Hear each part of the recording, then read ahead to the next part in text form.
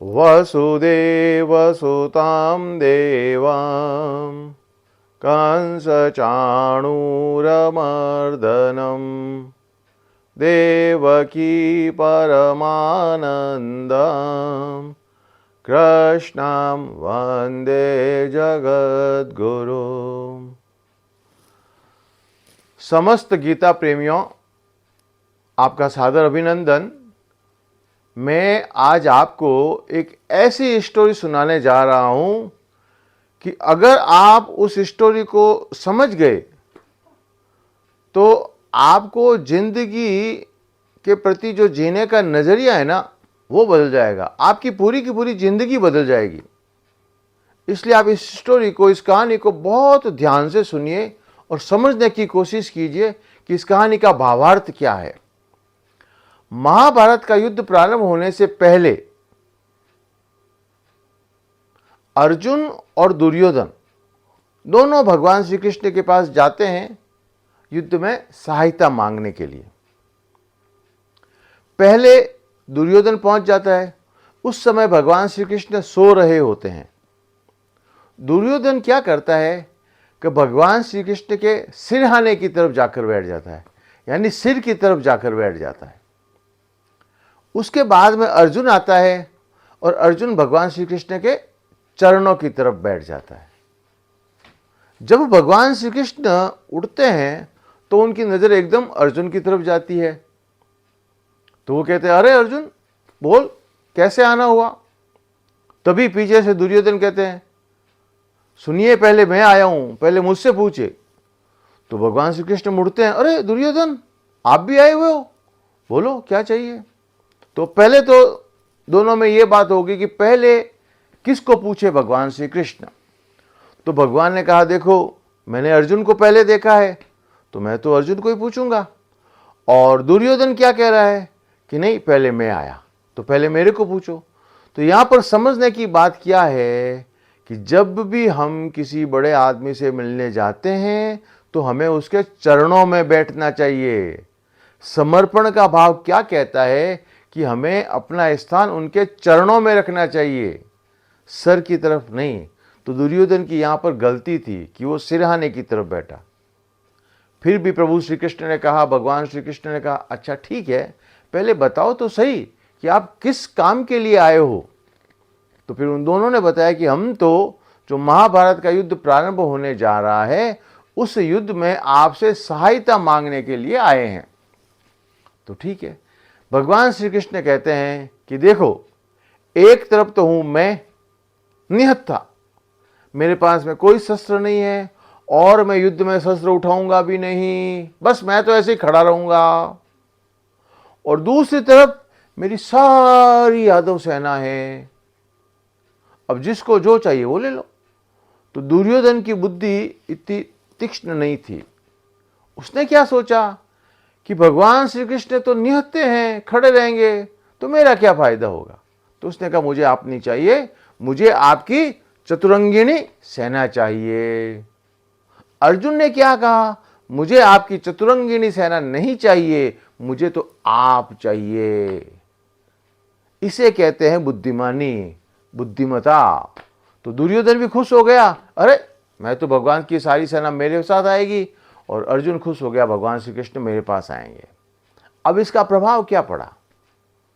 महाभारत का युद्ध किसने जीता? पांडवों ने, अर्जुन ने, या दुर्योधन ने, या कौरवों ने? सबको मालूम है कि कौरव हार गए थे, दुर्योधन युद्ध में मारा गया था, और पांडवों ने महाभारत का युद्ध जीता था, अर्जुन ने महाभारत का युद्ध जीता था। यानी महाभारत का युद्ध जीता किसने आखिर में? जहां पर भगवान श्री कृष्ण थे। गीता में भी आया है, 18वें अध्याय का 78वां श्लोक, अंतिम श्लोक। संजय क्या कहते हैं? यत्र योगेश्वरः कृष्णो यत्र पार्थो धनुर्धरः तत्र श्रीर्विजयो भूतिर्ध्रुवा नीतिर्मतिर्मम। जहां पर भगवान श्री कृष्ण है वहां पर श्री है, वहां पर विजय है, वहां पर यश है, वहां पर कीर्ति है। सभी कुछ कहां पर है? जहां पर भगवान श्री कृष्ण है। तो हमें भगवान श्री कृष्ण के प्रति हमेशा समर्पण का भाव होना चाहिए। भगवान श्री कृष्ण गीता में बार बार कहते हैं, मन मना भव मद भक्तो, मेज में मन लगा, मेरा भक्त बन, मुझ में समर्पित कर। भगवान श्री कृष्ण कहते हैं गीता में, पत्रम पुष्पम फलम तोयम यो में भक्त्या प्रयच्छति। यानी अगर कोई प्रेम पूर्वक मुझे पत्र यानी कुछ भी, पुष्प, फलम, तोयम यानी जल, कुछ भी छोटे से छोटा फूल कह दो, छोटे से छोटा फल कह दो, छोटे से छोटा पुष्प कह दो, या खाली जल ही समर्पित कर दो। पत्रम पुष्पम फलम तोयम यो में भक्त्या प्रज। कोई भी भक्त अगर प्रेम से मेरे को कुछ भी अर्पण करता है, मैं उसको सहर्ष स्वीकार कर लेता हूं। भगवान हमेशा प्रेम के भूखे होते हैं, समर्पण के भूखे होते हैं। इसलिए हमें हमेशा भगवान को, हमेशा बस हमारा मन भगवान को दे दो, हमारा मन भगवान में लगा दो। भगवान को कुछ नहीं चाहिए, आपका मन चाहिए। तो भगवान को मन दे दो, भगवान के भक्ति लगा दो। भगवान कहते हैं, अनन्यास चिंतयन्तो माम ये जना पर्युपासते तेषां नित्याभियुक्तानां योगक्षेमं वहाम्यहम्। जो कोई भी भक्त मेरी भक्ति करता है, मैं उसका सब तरीके से निर्वहन करता हूँ, उसकी सब चिंताओं को मैं दूर करता हूँ। पिता अहमस्य जगतो माता धाता पितामह। मैं ही इस जगत का माता हूँ, मैं ही इस जगत का पिता हूँ, मैं ही इस जगत का भरण पोषण करने वाला हूँ। जगह जगह गीता में भगवान श्री कृष्ण कहते हैं कि मैं ही सब कुछ हूँ, इसलिए मुझ में ही मन लगा, मुझ में ही बुद्धि लगा।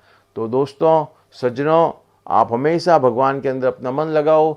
मैं आशा करता हूँ कि ये जो गीता श्रीमद् भगवत गीता की ज्ञान की जो सीरीज़ मैंने चालू की है, वो आपको अत्यंत पसंद आएगी। श्रीमद् भगवत गीता का ज्ञान अथाह है, अनंत है। जो कोई भी भक्त इसमें गोता लगाता है, उसका जीवन भवसागर से पार हो जाता है। आज के लिए इतना ही। धन्यवाद। वसुदेव सुतां देवां कंसचाणूरमर्दनं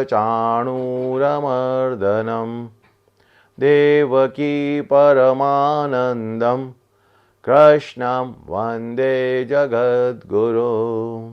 बोल श्री कृष्ण भगवान की जय, गीता माता की जय, सद्गुरुदेव की जय, सनातन धर्म की जय। जय जय श्री राधे श्याम।